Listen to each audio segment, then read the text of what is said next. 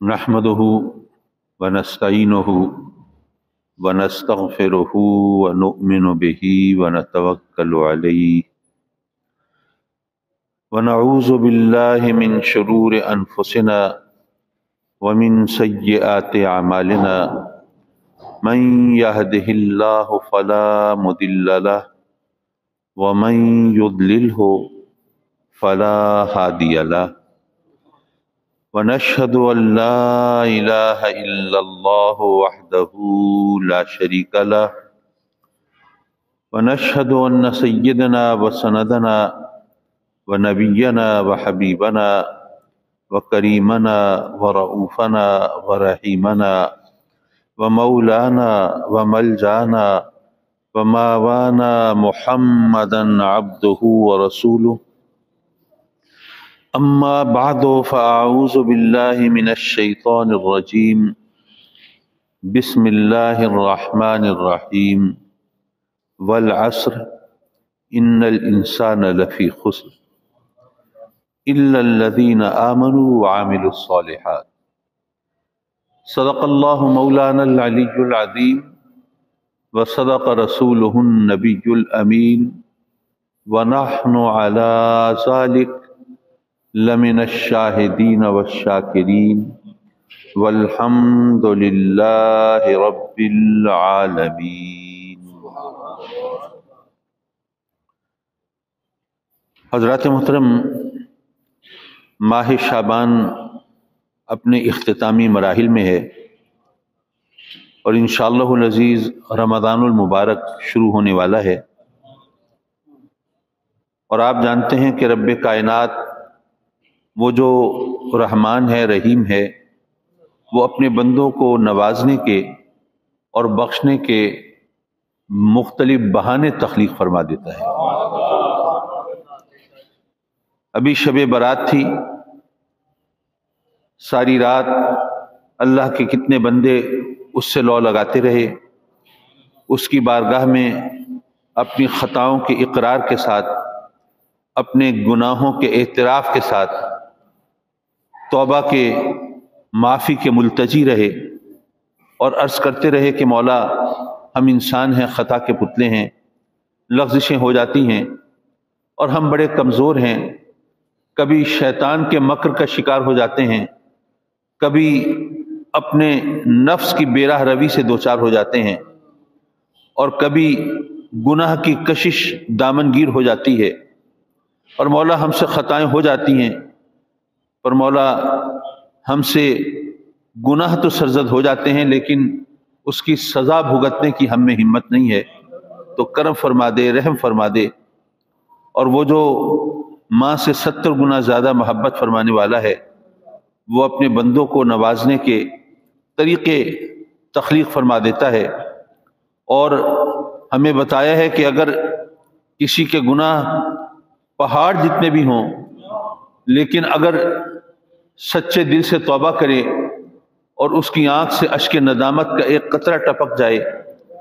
تو رب کائنات اپنے کرم سے اس کے نامہ اعمال کو دھو دیتا ہے۔ البتہ حقوق العباد کا معاملہ وہ اپنی جگہ پہ ہے، اور ہمیں حتی الامکان یہ چاہیے کہ حقوق العباد کے حوالے سے محتاط رہیں۔ اور میں نے غالباً ذکر کیا تھا، ایک بار پھر ذکر کرتا چلوں، انسان ہے، اس کا ذہن اس کو مکر و فریب کے جال اس کے لیے بچھا دیتا ہے۔ ایک صاحب کے بارے میں پتہ چلا کہ اچھے بھلے سمجھدار آدمی ہیں، لیکن ان کو کسی چیز کی کمی بھی نہیں ہے، اس کے باوجود لوگوں کی رقمیں کھا لینا، زمینوں پہ قبضہ جما لینا، یہ ان کا طریقہ ہے، اور ان کے کوئی خدا کا خوف بھی نہیں ہوتا۔ تو مجھ سے کہا گیا کہ جی وہ آپ کے واقف کار ہیں، ذرا آپ ان سے بات کریں، ملیں اور ان کو ذرا سمجھائیں۔ میں نے کوئی موقع ڈھونڈا، ان سے ملاقات کی اور ان سے کہا کہ بھائی یہ آپ کے بارے میں اس قسم کی باتیں مشہور ہیں، تو آپ کو اللہ سے ڈر نہیں لگتا؟ تو ہنسے، کہنے لگے اس سے ڈرنے کی کیا تک ہے، وہ تو ماں سے 70 گنا زیادہ محبت فرمانے والا۔ تو میں نے ان کو پھر سمجھایا، میں نے کہا دراصل آپ ایک غلط فہمی کا شکار ہیں، آپ نے یہ سمجھا ہے کہ وہ صرف آپ سے ماں سے 70 گنا زیادہ محبت فرماتا ہے، یہ نہیں سوچا کہ جس کا مال آپ کھا رہے ہیں اور جس کا حق آپ دبا رہے ہیں اور جس کے ساتھ ظلم کر رہے ہیں اس کے ساتھ بھی تو وہ اسی طرح محبت فرماتا ہے۔ تو جب وہ اپنی ساری مخلوق سے اس طرح محبت فرماتا ہے تو ظاہر ہے کہ پھر ہمیں محتاط رہنا چاہیے، اس سے رحمت کی امید یقیناً لگائے رکھیے، کیونکہ اگر وہاں نا امیدی ہوئی تو پھر تو کہیں کوئی بچاؤ کی صورت نہیں بچے گی۔ لیکن اس کی مخلوق کا لحاظ ہمیں رکھنا ہے، اور اسی لیے ہمیں یہ بھی بتایا ہے کہ مخلوق خدا کے حوالے سے ہمیں اپنا رویہ بہت زیادہ محتاط رکھنا چاہیے۔ وہ اس لیے کہ وہ اللہ تو نفع نقصان سے بالاتر ہے نا، اس کو تو ہم کوئی نقصان نہیں پہنچا سکتے، اس کو کوئی نفع بھی نہیں پہنچا سکتے۔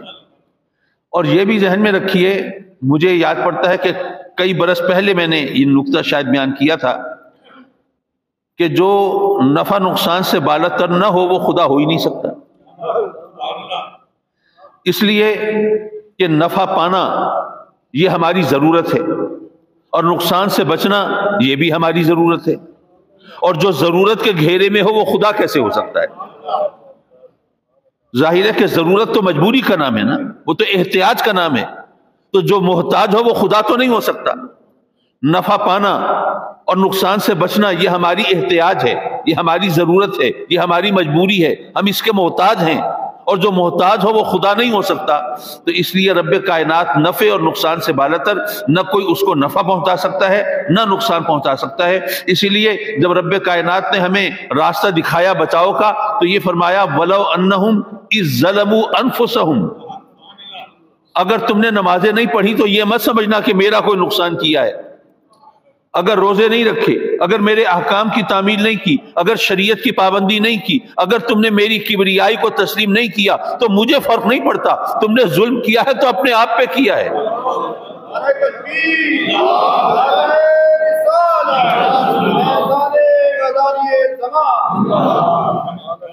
حضرات مکرم، میرے آقا کریم حضور علیہ الصلوۃ والسلام نے ہمارے لیے جو راستے متعین فرمائے اس میں بھی ہمارے لیے سہولت کا پہلو ملحوظ رکھا۔ ایک دفعہ میرے آقا کریم صلی اللہ علیہ وسلم تشریف لائے مسجد میں تو دیکھا کہ دو ستونوں کے درمیان ایک رسی بندھی ہوئی ہے۔ میرے آقا کریم نے پوچھا یہ رسی کیوں بندھی ہے؟ تو صحابہ کرام نے عرض کی آقا یہ دراصل بی بی زینب کی وجہ سے ہے، وہ یہاں جب قیام کرتی ہیں تو بعض اوقات قیام اتنا طویل ہو جاتا ہے کہ وہ تھکاوٹ سے ان کے لیے کھڑا رہنا ممکن نہیں رہتا،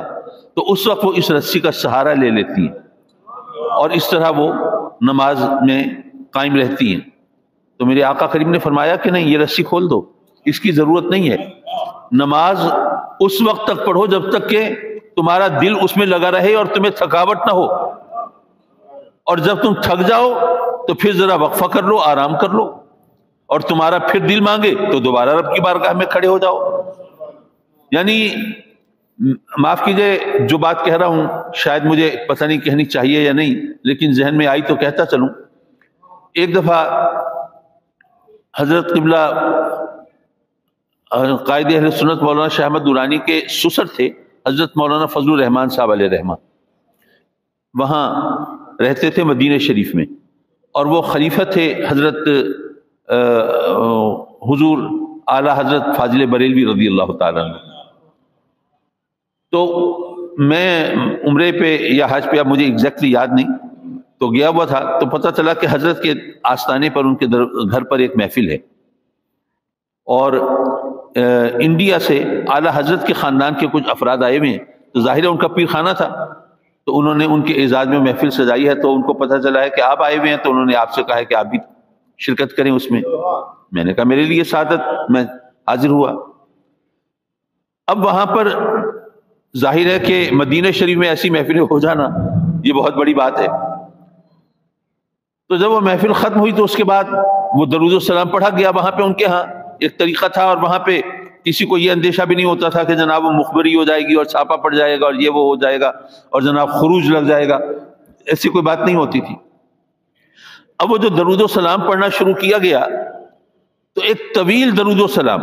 اور اس میں جو بزرگان دین سے نسبت کے حوالے سے جو شعراء نے اپنی محبت و عقیدتوں کا اظہار کیا تھا، تو وہ اس حوالے سے حضور اعلیٰ حضرت کے خاندان کا ذکر ہوا تو اعلیٰ حضرت پھر ان کے جو شہزادے مفتی اعظم ہند بھی اور حضرت حامد رضا خان علیہ رحمہ بھی، اور پھر کچھوچھا شریف کے سجادگان کی، اور وہ ایک طویل درود و سلام پڑھا جانے لگا، اور میں نے دیکھا کہ بہت سے لوگوں کے چہروں پہ ایک انقباض کی، بیزاری کی کیفیت ہوئی، تو میں اپنے آپ کو گناہگار محسوس کرنے لگا کہ مولا درود و سلام سے میں بیزار ہونے لگوں تو یہ تو میرے لیے ایک شرمندگی کی بات ہے۔ لیکن پھر سوچا کہ درود و سلام پڑھنے والوں کو بھی ذرا خیال کرنا چاہیے کہ پڑھنے والے بیزار نہ ہونے لگے۔ تو اس لیے آقا کریم صلی اللہ علیہ وسلم نے ہمارے لیے راہ خود متعین فرما دی، بلکہ حضرت عثمان بن مظعون رضی اللہ تعالیٰ عنہ، صحابی رسول، مشہور صحابی، انہوں نے ایک دفعہ حلف اٹھایا کہ میں ساری رات نوافل پڑھوں گا، عبادت کروں گا، سوؤں گا نہیں، میں سارا سال روزہ رکھا کروں گا، بس سوائے اس کے کہ جو مکروہ دن ہیں ان کے علاوہ سارا سال روزہ رکھا کروں گا، افطار نہیں کی یعنی ناغہ نہیں کیا کروں گا، اور میں تجرد کی زندگی گزاروں گا، شادی نہیں کروں گا، بیوی بچوں کے بکھیڑے میں پڑھ کے رب کی یاد سے غافل نہیں ہوں گا۔ میرے آقا کریم صلی اللہ علیہ وسلم کو یہ پتہ چلا تو آپ نے ان کو پیغام بھیجا کہ تم نے ہماری سنت کو چھوڑ دیا تو تم ہم میں سے نہیں ہو۔ وہ حاضر ہوئے، انہوں نے عرض کیا کہ میں نے تو سرکار آپ کی تعلیمات کی روشنی میں اس کو آپ کی خوشنودی کا سبب سمجھ کے یہ حلف اٹھایا ہے، ورنہ ظاہر ہے کام آسان تو نہیں ہے۔ آقا کریم صلی اللہ علیہ وسلم نے فرمایا کہ اگر تم نے ہماری سنت پر عمل کیا ہوتا تو تم نہیں دیکھتے کہ رات کو میں سوتا بھی ہوں اور قیام بھی کرتا ہوں، تہجد کے لیے بھی اٹھتا ہوں، نوافل بھی پڑھتا ہوں، اور تہجد تو خیر میرے آقا کریم صلی اللہ علیہ وسلم پر فرض تھا تو اس لیے وہ نوافل کے زمرے میں تہجد کو شامل نہیں کر رہا کہ میں قیام اللیل بھی کرتا ہوں اور آرام بھی کرتا ہوں، میں روزہ رکھتا بھی ہوں اور ناغہ بھی کرتا ہوں، اور میں نے شادیاں بھی کی ہیں، میں مناکحت کی زندگی بھی گزارتا ہوں۔ تو اگر تم میری سنت پر عمل کرتے تو میرے طریقے کو اپناتے۔ اور اسی طرح یہ بالکل اسی مفہوم کی ایک اور حدیث ہے کہ 3 صحابی پہنچے آقا کریم کے آستانے پر، میرے آقا کریم پردہ نہیں، ابھی نہیں، معاف کیجئے، ابھی میرے آقا کریم جلوہ فگن ہیں، تو وہاں پہنچے اور اتفاق سے ازواج مطہرات سے انہوں نے سرکار کی عبادت کے بارے میں پوچھا کہ میرے آقا کریم کتنی عبادت کرتے ہیں۔ جب ان کو یہ معمولات پتہ چلے تو انہوں نے کہا کہ آقا کریم صلی اللہ علیہ وسلم کا تو خیر ایک سجدہ بھی ہماری ساری عبادتوں سے افضل، اور پھر یہ کہ ان کے لیے تو رب کی طرف سے بخشش کا اعلان ہے کہ بھئی ہم نے آپ کے اگلے پچھلے اگر کوئی خطائیں ہیں تو وہ معاف فرما دی، جیسے کوئی بادشاہ کسی سے اپنی محبت اور قرب کے اظہار کے لیے کہے کہ میں نے تجھے 7 خون معاف کر دیے، اب اس کا مطلب یہ تو نہیں ہے کہ اس سے 7 خون کر دیے، اس کا مطلب سیدھا سادہ یہ ہے کہ وہ بادشاہ دنیا کو بتانا چاہتا ہے کہ میرے اس درباری کا میری نظر میں مقام کیا ہے۔ تو صحابہ کرام نے سوچا کہ آقا کریم کے لیے تو رب کی رحمت کے بخشش کے دروازے کھلے ہوئے ہیں، پہلے سے وعدے وعید ہو چکے ہیں، بلکہ سرکار کی شفاعت سے تو ہم نے بخشا جانا ہے، تو میرے آقا کریم کے مقابلے میں ہمیں تو پھر ہماری عبادت کی تو کوئی حیثیت نہیں، تو ہمیں تو کہیں بڑھ کر عبادت کرنی چاہیے تاکہ ہماری خطائیں بخشی جائیں۔ ہم سے تو گناہ بھی ہوتے ہیں، لغزشیں ہوتی ہیں، بھول چوک ہو جاتی ہے، نہ جانا کیا کیا کوتاہیاں ہوتی ہیں۔ تو انہوں نے بھی ایک صحابی نے اسی طرح، ایک نے کہا کہ میں ساری رات سوؤں گا نہیں، عبادت کروں گا، دوسرے نے کہا میں سارا سال روزے رکھوں گا، تیسرے نے کہا میں شادی نہیں کروں گا اور تجرد کی زندگی گزاروں گا۔ آقا کریم صلی اللہ علیہ وسلم کو نے سنا تو آپ نے فرمایا کہ نہیں، اللہ تمہارے لیے آسانی چاہتا ہے، دشواری نہیں چاہتا، اس لیے تم میری سنت پر عمل کرو، میرے طریقوں پر چلو، اور جس نے میری سنت کو چھوڑا وہ میری امت میں سے نہیں ہے۔ تو اس کا مطلب یہ ہوا کہ میرے آقا کریم صلی اللہ علیہ وسلم ہمارے لیے آسانیاں چاہتے ہیں، ورنہ تو ذرا سوچئے کہ بھئی ہم میں سے کوئی شخص کسی کے بارے میں ہمیں پتہ چلے کہ جناب یہ رات کو نہیں سوتا تو ہم اس کی عبادت گزاری کا کس قدر قائل ہوں گے۔ یہ اور بات ہے کہ جو شخص رات کو اگر نہ سوتا ہو تو ظاہر انسان ہے نا، کوئی فرشتہ تو نہیں ہے کہ سونے سے اور آرام سے بے نیاز ہو، تو آرام کا سونے کا کوئی نہ کوئی وقت اسے نکالنا ہی پڑے گا۔ میں نے یہ وضاحت اس لیے کی کہ دراصل سیدنا امام اعظم ابو حنیفہ رضی اللہ تعالیٰ عنہ کے حوالے سے ایک قول اور ایک روایت کتابوں میں لکھی ہوئی ہے، مشہور ہے، کہ آپ نے 40 برس تک عشاء کے وضو سے فجر کی نماز ادا فرمائی۔ 40 برس تک عشاء کے وضو سے فجر کی نماز ادا فرمائی۔ تو اس لیے میں نے سوچا کہ ایسا نہ ہو کہ اس سے پہلے کہ کوئی اور اعتراض کرے کہ جناب پھر امام اعظم کے بارے میں آپ کا کیا حکم ہے، ہم بیچارے ان پر حکم لگانے والے کون ہیں؟ لیکن یقیناً وہ آرام کے لیے، کیونکہ ظاہر ہے وہ انسان تھے، کوئی نہ کوئی وقت ضرور نکال لیتے ہوں گے۔ حضرات مکرم، میرے آقا کریم حضور علیہ الصلوۃ والسلام نے، بلکہ خود قرآن نے ہمیں جو دعا مانگنے کا جو سلیقہ سکھایا وہ بھی دیکھ لیجیے۔ رب کائنات نے یہ نہیں فرمایا کہ اے میرے بندو، اصل چیز تو آخرت ہے نا، یہ دنیا یہ تو سرائے ہے، اس کی تو کوئی حیثیت نہیں، تو اس لیے تم مجھ سے دنیا کا سوال نہ کرو، صرف آخرت کا کرو۔ یہ نہیں فرمایا کہ مجھ سے صرف ثواب مانگو اور مال دولت اور یہاں کی عزت و وقار اور جاہ و جلال شان و شوکت نہ مانگو، یہ نہیں فرمایا، بلکہ مانگنے کا جو سلیقہ سکھایا اس پہ ذرا غور کیجئے۔ ربنا آتنا فی الدنیا حسنہ وفی الآخرۃ حسنہ وقنا عذاب النار، کہ مولا ہمیں دنیا کی بھی بھلائی عطا فرما، آخرت کی بھی بھلائی عطا فرما، اور عذاب جہنم سے بھی محفوظ فرما۔ تو ہمیں دنیا مانگنے کا حکم بھی دیا، تاکہ ظاہر ہے کہ انسان جو ہے وہ ایک شارٹ سائٹڈ، بہت ہی کوتاہ نظر ہے نا، بات تو ایمان اور یقین کی ہوتی ہے۔ آقا کریم حضور علیہ الصلوۃ والسلام کے فرامین پر جن لوگوں نے عمل کیا، اب ہمارا ایمان ہے نا، شہید کی زندگی وہ مرنے کے بعد بھی زندہ ہوتا ہے۔ یہاں پر ایک بات اور میری سمجھ میں آئی، وہ بھی میں عرض کرتا چلوں۔ ہم بچپن سے وہ جنوں بھوتوں کی اور پریوں کی اور جناب کیسی کیسی کہانیاں پڑھا کرتے تھے، تو بعض اوقات ایسی کہانیاں بھی ہوتی تھیں جن میں ذکر ہوتا تھا کہ جناب یہ ایک چشمہ ہے آب حیات کا، تو وہاں سے حضرت خضر علیہ السلام کے حوالے سے بھی کہا جاتا ہے کہ انہوں نے وہاں سے وہ پانی پیا، اور جس کو وہ آب حیات سے پانی پینے کا وہ آب حیات کا چشمہ جو ہے وہ میسر آ جائے اور وہاں سے وہ پانی پی لے تو وہ امر ہو جاتا ہے اور موت اس کو چھو نہیں سکتی اور ہمیشہ زندہ رہتا ہے۔ تو میں نے تو اس کو یوں سمجھا، کیونکہ شرعی طور پر آب حیات کی اس انداز سے کوئی حیثیت نہیں ہے،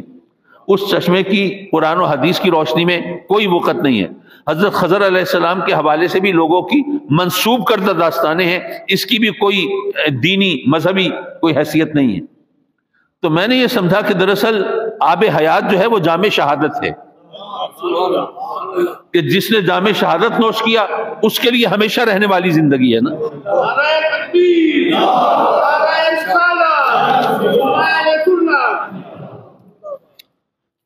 حضرات مکرم، آقا کریم حضور علیہ الصلوۃ والسلام نے فرمایا کہ 3 دعائیں ایسی ہیں جن کی قبولیت میں کوئی شک نہیں، جن کی قبولیت میں کوئی شک نہیں۔ فرمایا کہ ایک تو مظلوم کی دعا ہے، اسی لیے ہمیں کہا ہے نا مظلوم کی آہ سے بچو۔ تو مظلوم کی دعا ہے جس پر ظلم ہو اور وہ اس ظلم کو سہ لے اور پھر وہ رب کی بارگاہ میں اس پر استغاثہ کرے تو وہ ضرور قبول ہوگا۔ اگر وہ خود ہی ڈنڈا اٹھا کے اور جناب سازشیں کرنے لگے، اور سازش کا لفظ معاف کیجئے مناسب نہیں بولا میں نے، یعنی خود ہی اپنے اوپر کیے ہوئے ظلم کا بدلہ لینے کے لیے پلاننگ کرنے لگے، تو وہ پھر اس نے گویا اپنے مظلوم ہونے کو اس طرح قبول نہیں کیا، اور رب سے توقع رکھنے کی بجائے خود بدلہ لینے کی ٹھانی تو بات اور ہو گئی۔ لیکن جو مظلوم ہے اور اس نے رب کی بارگاہ میں استغاثہ کیا تو وہ اس کی جو دعا ہے وہ یقیناً قبول ہوگی، اس لیے اس کی آہ سے بچو۔ دوسرا فرمایا کہ مسافر کی جو دعا ہے وہ بھی ضرور قبول ہوتی ہے۔ تو ہمارے لیے بھی راستہ کھلا کہ اگر کوئی شخص غریب الدیار ہو، دراصل بات یہ ہے کہ کچھ چیزیں ایسی بھی ہیں جن کو ذرا وقت کے پیمانے سے ناپنا چاہیے، اس لیے کہ آج کل تو مسافر کی وہ حیثیت نہیں ہے جو پہلے ہوا کرتی تھی۔ کسی نے سفر کرنا ہوتا تھا، دور دراز کا سفر ہوتا تھا، کٹھن سفر ہوتا تھا، اس کے اندر جناب بعض اوقات مہینے بسا اوقات برسوں تک کا وقت لگ جاتا تھا، تو گھر میں بھی اس کو خرچے دے کے جانا ہوتا تھا کہ اس کی غیر موجودگی میں اس کے بیوی بچے فاقے نہ کرنے لگیں، اور راستے کے لیے بھی اس کو کچھ نہ کچھ زیادہ راہ درکار ہوتا تھا۔ پھر یہ بھی نہیں ہے کہ جناب راستے میں ہوٹلز وغیرہ ہیں، اس طرح کی سہولتیں ہیں. یہ صعوبتیں ہوتی تھیں، دشواریاں ہوتی تھیں، جناب راہزنوں کا بھی خطرہ ہوتا تھا، اور یہ تمام چیزیں مصائب و مشکلات. تو ایسے میں ان مصائب ان مشکلات کو برداشت کرتے ہوئے اور صرف اللہ کے سہارے امید لگا کے اور وہ نکلتا ہے، تو ایسے میں اگر اس نے کسی نیک مقصد کے لیے سفر کیا ہے، کیونکہ اس وقت محض یہ آؤٹنگ کا اور پکنک کا کوئی زیادہ کانسیپٹ نہیں تھا، تو اگر کوئی مسافر ہے اور اگر اس کو کوئی دکھ پہنچ گیا، کوئی تکلیف ہو گئی، تو اس کا تو کوئی پرسان حال ہی نہیں. تو ایسے میں بتایا کہ مسافر کی جو دعا ہے وہ بھی ضرور قبول ہوتی ہے. اور ایک بات اور جو آج کے معاشرے میں ہمارے لیے بہت زیادہ قابل غور ہے، وہ فرمایا کہ باپ کی اپنی اولاد کے حق میں بد دعا وہ بھی رد نہیں ہوتی. یہ اب ہمیں سوچنا چاہیے. پہلے تو بچوں کو سوچنا چاہیے کہ وہ ایسے کام نہ کریں جن سے والدین کا دل دکھے. اور بعض اوقات دل دکھتا ہے تو آدمی شعوری طور پر نہیں، جان بوجھ کر نہیں، بلکہ بے اختیار ہو کے، جیسے کہہ دیتے ہیں نا تیرا بیڑا غرق ہو، زبان سے نکل جاتا ہے، تو تباہ ہو، اللہ تیرا ستیہ ناش کرے، یہ کرے وہ کرے. اس طرح دکھ اور تکلیف کے عالم میں آدمی کی زبان سے بے اختیار ایسی چیزیں نکل جاتی ہیں، وہ نہ چاہتے ہوئے بھی بد دعا نہ دینا چاہتے ہوں تب بھی بد دعا نکل جاتی ہے. تو اس لیے بچوں کو یہ خاص طور پر لحاظ رکھنا چاہیے کہ ان کو اپنے والدین کا دل نہیں دکھانا چاہیے، اور ان کا ہمیشہ ان سے دعا لینے کی فکر کرنی چاہیے، تاکہ کہیں ایسا نہ ہو کہ نادانستگی میں ان کی زبان سے نکلا ہوا کوئی جملہ وہ قبول ہو جائے اور پھر بیڑا غرق ہو جائے اولاد. اور والدین کو بھی خیال رکھنا چاہیے کہ ہمیں بھی اپنی زبان و بیان پر ذرا قابو رکھنا چاہیے.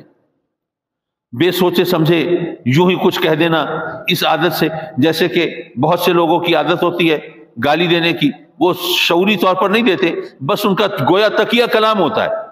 ان کے نزدیک وہ گالی ہوتی نہیں، وہ تو صرف ان کی گفتگو کا ایک حصہ ہوتا ہے، تقیہ کلام ہوتا ہے.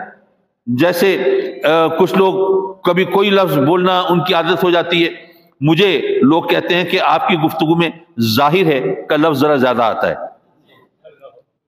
تو یہ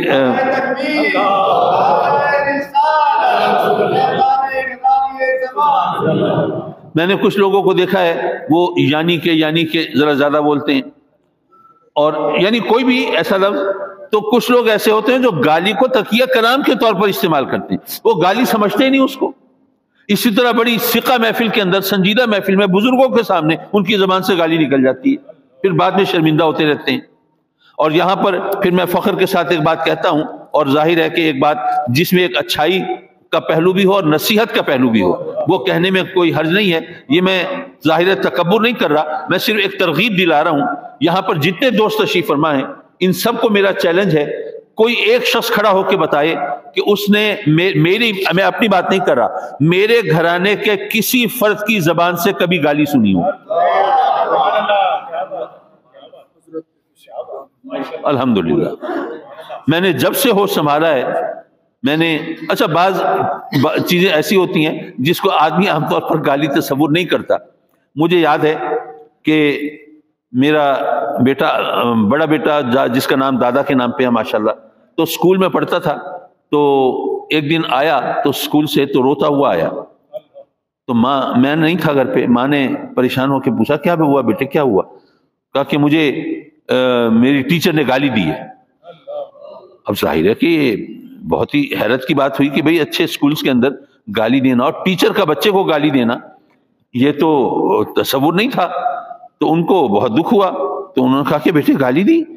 بیٹے یہ تو بہت بری بات ہے، ٹیچرز کو تو ایسا نہیں کرنا چاہیے. بیٹے میں جاؤں گی ان سے پوچھوں گی کہ تو آپ نے کیا کیا تھا بیٹے، آپ نے کیا کہا؟ کہ کچھ نہیں، وہ میں جا رہا تھا تو میرے بیگ میرے ساتھ وہ لٹک رہا تھا، میں اس کو ٹھیک کرنے لگا تو وہ ذرا بیگ جو ادھر ہوا تو وہ ایک دوسرے بچے کے لگا تو وہ رونے لگا. میری ٹیچر نے مجھے کہا تم بڑے بدتمیز ہو. دیکھیں انہوں نے مجھے گالی دی. اب بدتمیز کا لفظ ہمارے ہاں گالی میں تو شمار نہیں ہوتا، لیکن صرف میں یہ بتا رہا تھا کہ الحمدللہ اگر آپ ایک شائستگی، ایک سوفسٹیکیشن کا ایک معیار قائم کرتے ہیں تو پھر چھوٹی چھوٹی چیزیں بھی وہ بڑی ہو کے میگنیفائی ہو کر سامنے آتی ہیں. تو ہمیں چاہیے اور پھر یہ کہ بچے جو ہیں ان کے سامنے جیسا اب میں نے بہت سے گھروں میں دیکھا ہے کہ بچہ گالی دے تو ماشاءاللہ اس کے اور لاڈ اٹھائے جاتے ہیں، اس سے گالی دلوائی جاتی ہے، پھر اس کو پیار کیا جاتا ہے، بعض اوقات اس کو کچھ خرچی بھی دی جاتی ہے گالی سن سن کے. تو اب وہ تو چھوٹا بچہ ہے، معصوم بچہ، اس کو نہیں پتا کہ وہ کیا کر رہا ہے، لیکن آپ کو بچے کے منہ سے گالی اچھی لگی، آپ اس کو سن رہے ہیں اور آپ جناب وہ لوگوں سے کے سامنے بھی دلوا رہے ہیں اس سے گالی. اب اس کے لیے تو یہ بہت اچھی بات ہوئی نا،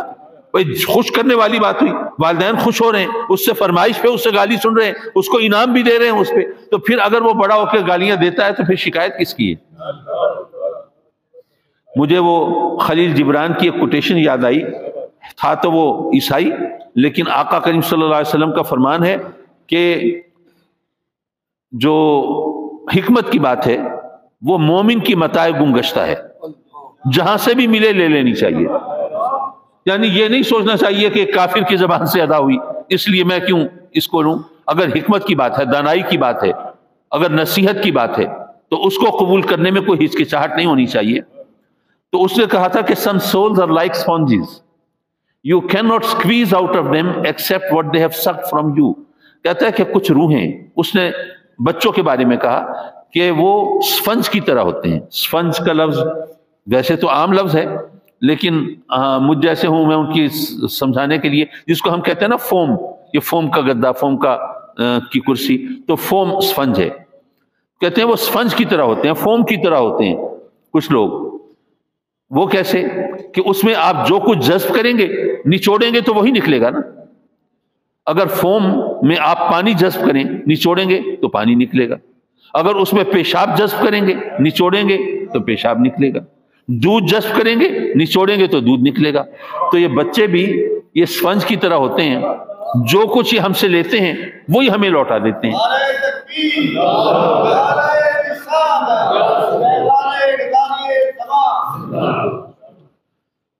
حضرات مکرم،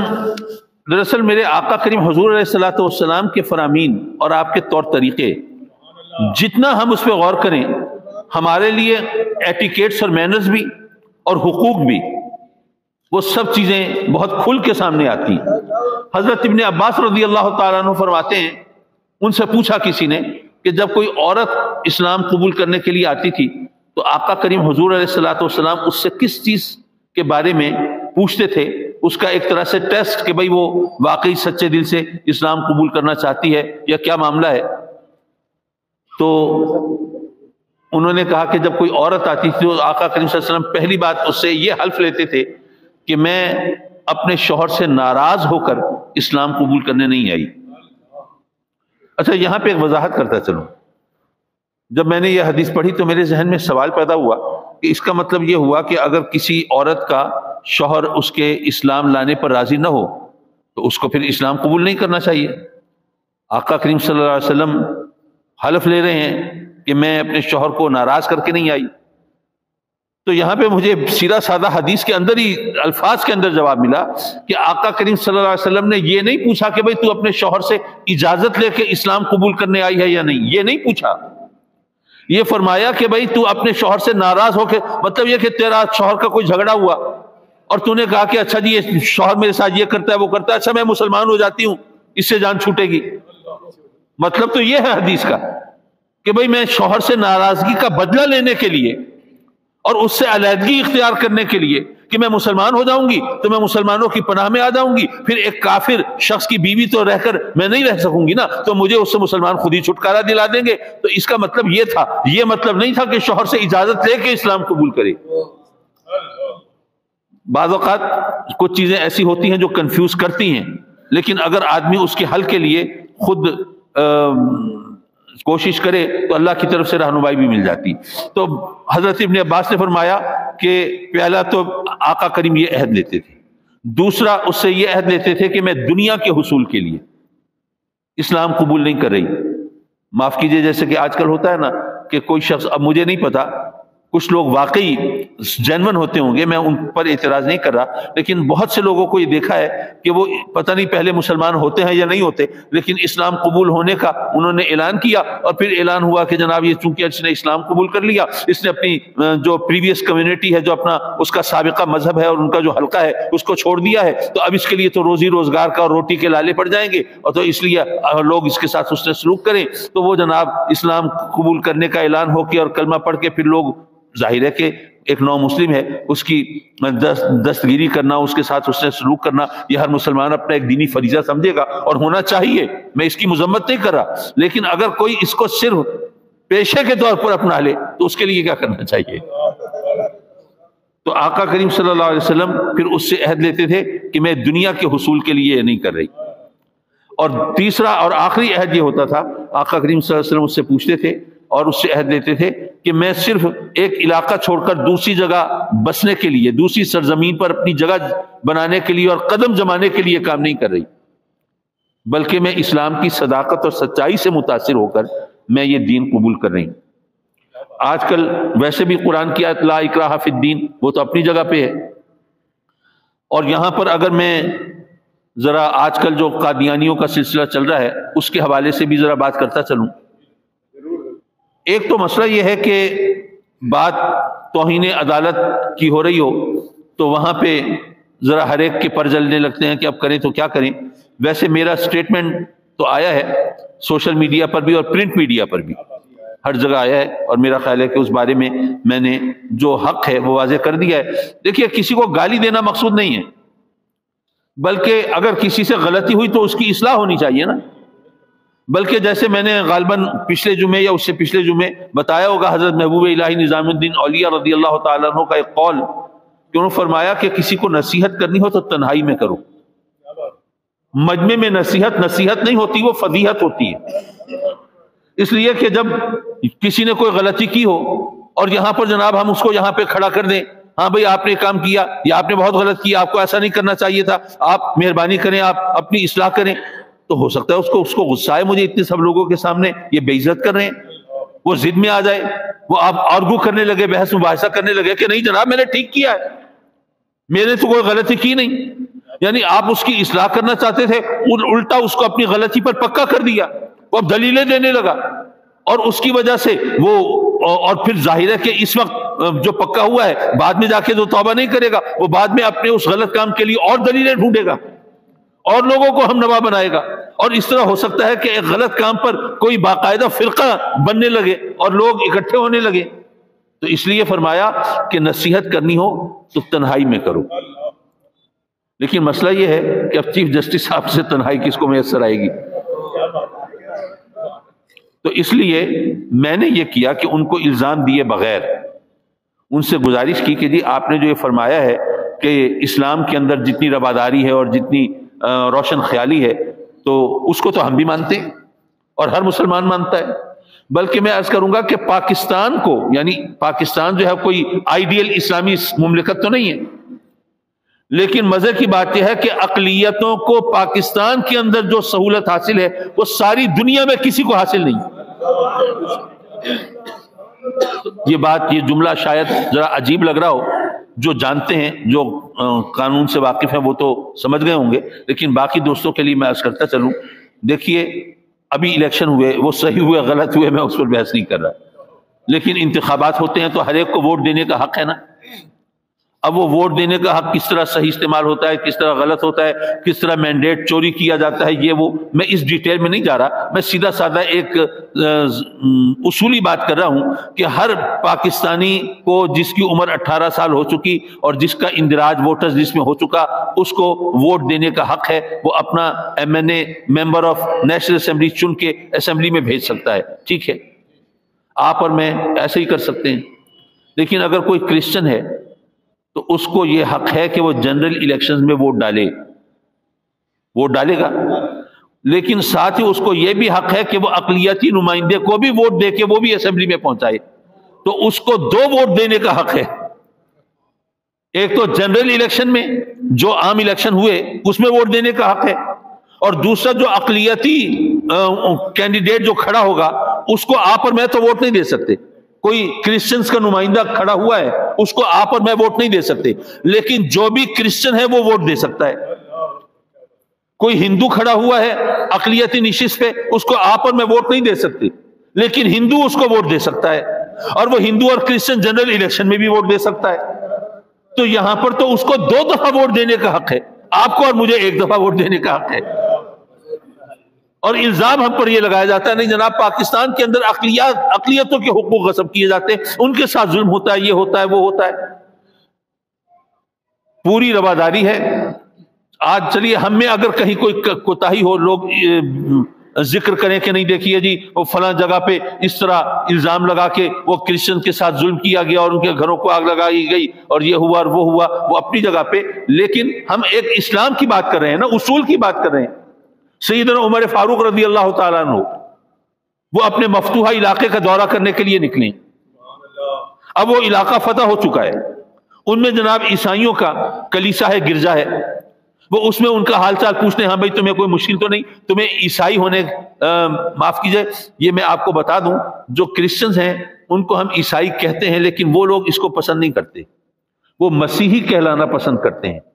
تو چلیے ہم مسیحی کہتے ہیں، ہمیں اس میں کوئی عذر نہیں ہے۔ تو جو مسیحی حضرات ہیں تو ان کے ساتھ بھائی کوئی ظلم نہ ہو، کوئی ذاتی نہ ہو، کوئی مسیحی ہونے کی وجہ سے ان کے ساتھ کوئی ڈسکریمنیشن نہ ہو، تو اس لیے سیدنا عمر فاروق ان سے حال احوال لینے کے لیے پہنچے ہیں کلیسا میں، ان کے گرجا میں۔ اتنے میں نماز کا وقت ہو گیا، فرمایا چلو بھائی چلو باہر چلو، نماز ادا کرنی ہے۔ تو چونکہ آپ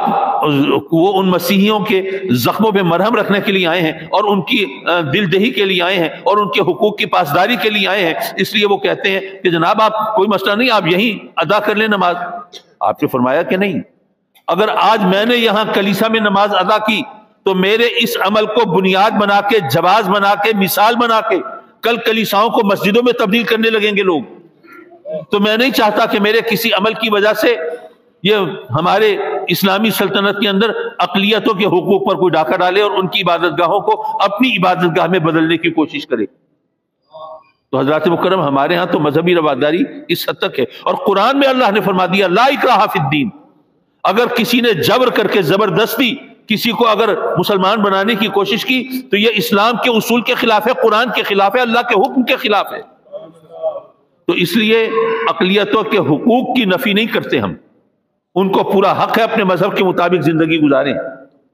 ان ہندوؤں کو حق ہے وہ اپنے بتوں کی پوجا کریں، ہمارے نزدیک وہ شرک ہے،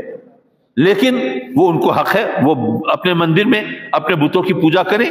ان کو حق۔ کرسچن جو ہے وہ کلیسا میں، ہمارا ایمان ہے حضرت عیسیٰ علیہ السلام ان کو مصلوب نہیں کیا گیا، لیکن وہ صلیب کو اپنے دین کی علامت بنا کے اور حضرت عیسیٰ علیہ السلام کے مصلوب ہونے کا اعلان کر کے وہ کہتے رہے کہ جناب انہوں نے ہر انسان کے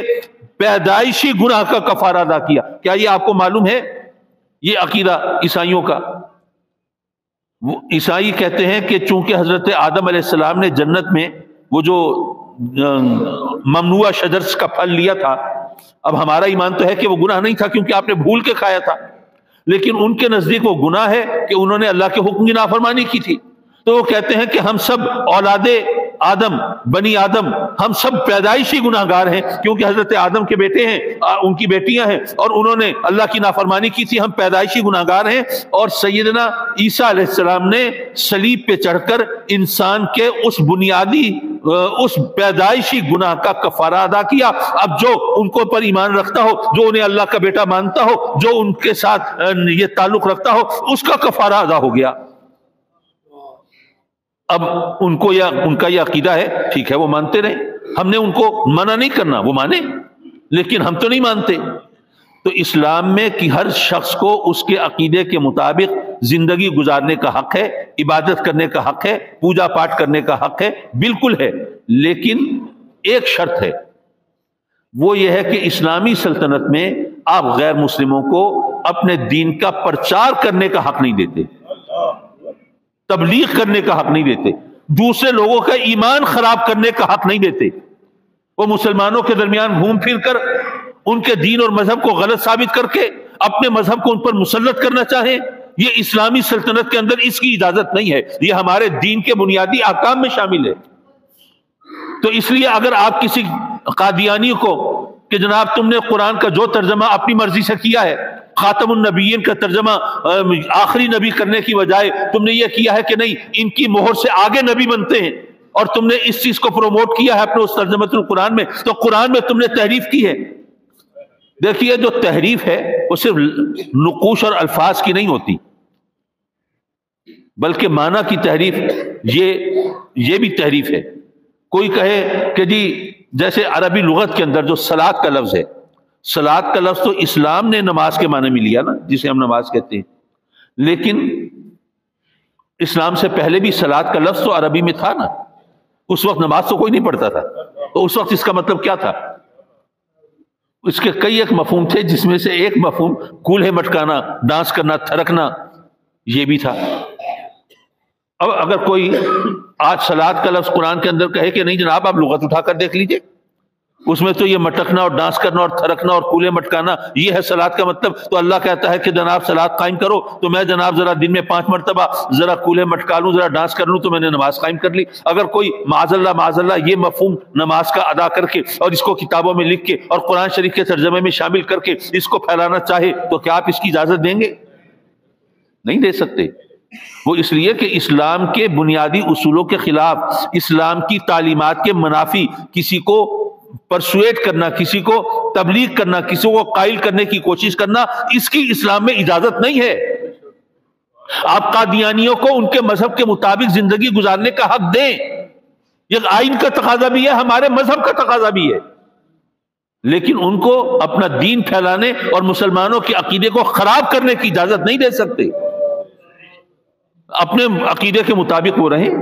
لیکن ہمارے عقیدے کو تو خراب نہ کریں نا۔ تو یہ بنیادی چیزیں ہیں جس کا ہمیں لحاظ کرنا چاہیے۔ حضرات مکرم، بہت سی چیزیں ایسی ہوتی، اچھا جیسے کہ آج کل وہ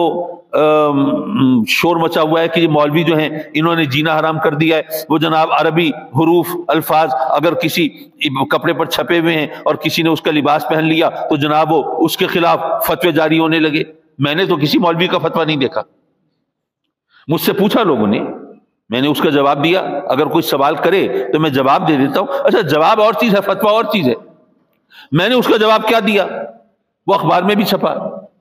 وہ میں آپ کو بتاتا چلوں۔ حضرات مکرم، بات یہ ہے کہ قرآن کہتا ہے کہ فتنہ قتل سے بھی بڑا ظلم ہے، اشد من القتل، اس سے بھی بڑی برائی ہے فتنہ پھیلانا۔ جو لسانیات کے ماہر ہیں،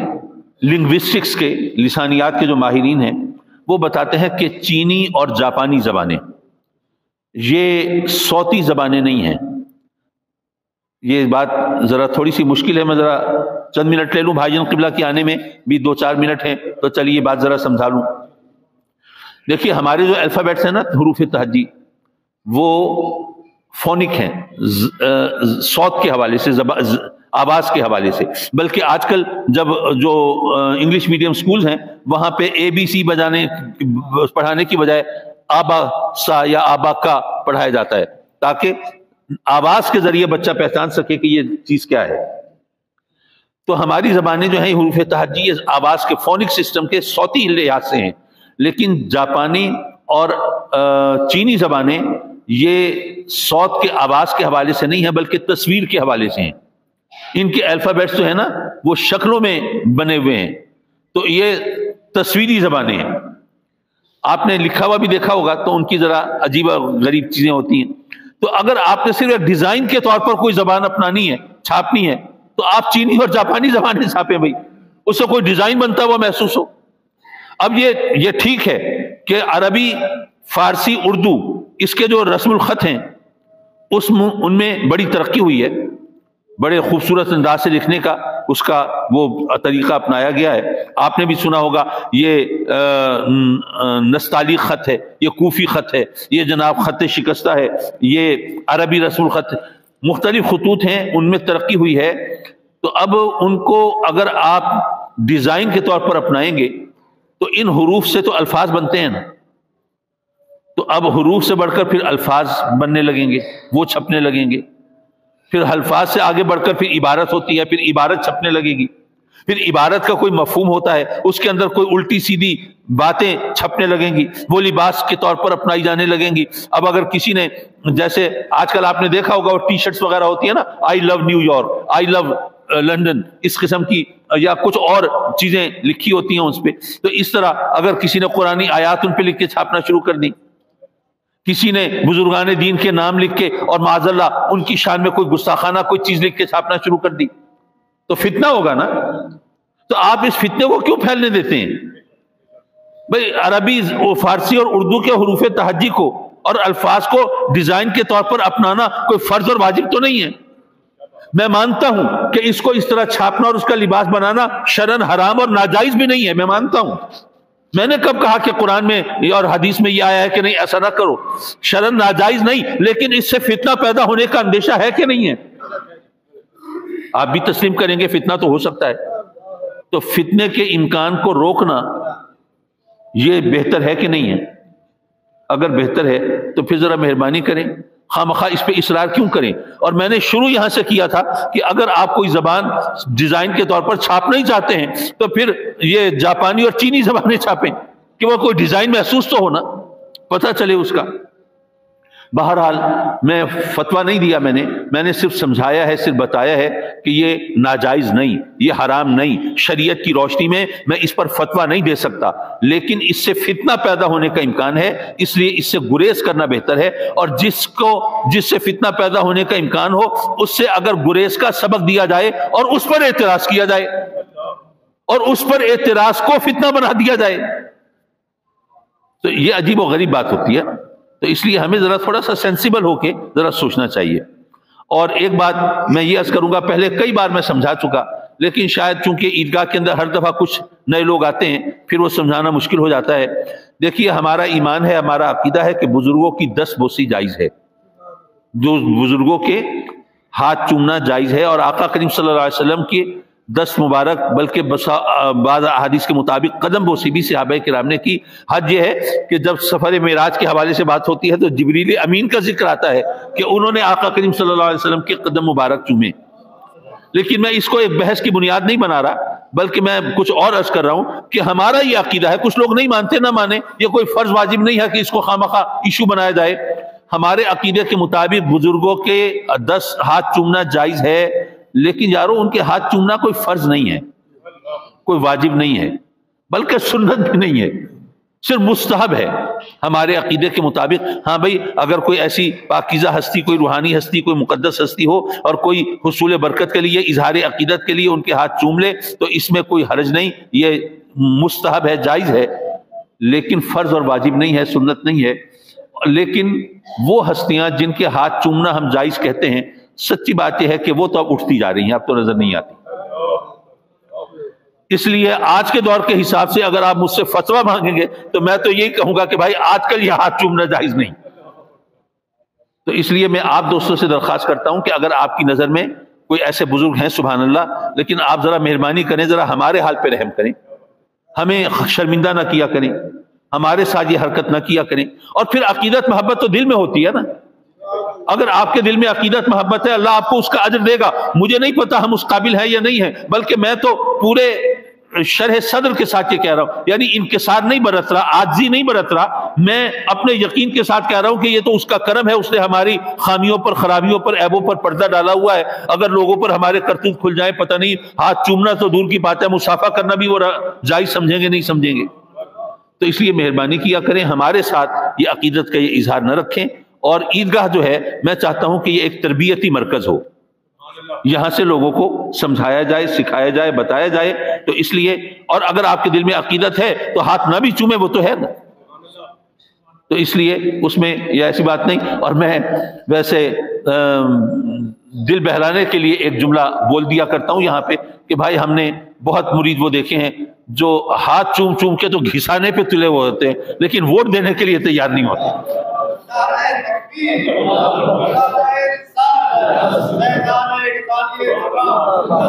لیکن معاف کیجیے، یہ میں اس وقت کوئی کیمپین نہیں کر رہا اور نہ میں ووٹ مانگ رہا ہوں آپ سے، لیکن میں نے صرف ایک تفنن طبع کے طور پر ایک بات کر دی۔